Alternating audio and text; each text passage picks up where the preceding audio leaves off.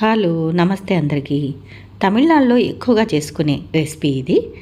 అదే రవ పొంగల్. మనమైతే బియ్యము పెసరపప్పు వేస్తాము, వాళ్ళు రవతో చేస్తారు. చాలా టేస్ట్గా ఉంటుంది. దీనికోసం పెసరపప్పు హాఫ్ గ్లాస్ అయితే ఉడకబెట్టేసేసుకోవాలి.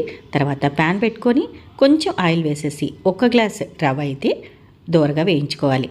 ఇక పెసరపప్పు ఉడికిన తర్వాత పక్కన దింపేసేయండి. మరొక ప్యాన్లో నెయ్యి అయితే వేయండి. పోపుకి నెయ్యి వేస్తే చాలా టేస్ట్గా ఉంటుంది పొంగల్కి.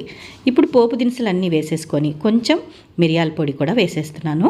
అలాగే పచ్చిమిర్చి, కరివేపాకు కూడా కొద్దిగా వేసుకుందాం. ఇక ఇది దూరగా వేగుతుంది అనుకున్నప్పుడు మనకు ఇందులో ఇంపార్టెంట్గా ఉండేది జీడిపప్పే కదా, జీడిపప్పు కూడా వేసేసుకోవాలి. పలుకులు వేసుకుంటే బాగుంటుంది. కొద్దిగా అల్లం వెల్లుల్లిపాయ పేస్ట్ కూడా వేయండి. ఇది పచ్చివాసన పోయిన తర్వాత ఇక మనం నీళ్లు యాడ్ చేసుకోవాలి. 1 గ్లాస్కి 2.5 గ్లాస్ వాటర్ అయితే పడుతుంది. ఇందులోకే సాల్ట్ కూడా వేసుకోవాలి. బాగా మరుగుతున్నప్పుడు మనం ముందుగానే ఉడికించి పెట్టుకున్న పెసరపప్పుని వేసేసేయాలి. ఆ తర్వాత రవ్వను కూడా వేసేసి ఒక్కసారి కలిపి మూత పెట్టి అలా ఉంచేయండి. మనకు బాగా సెట్ అయిపోతుంది. ఇది పచ్చడి కంటే సాంబార్తో చాలా బాగుంటుంది. ఇక నచ్చితే కామెంట్ పెట్టండి, లైక్ చేయండి. Thanks for watching my video.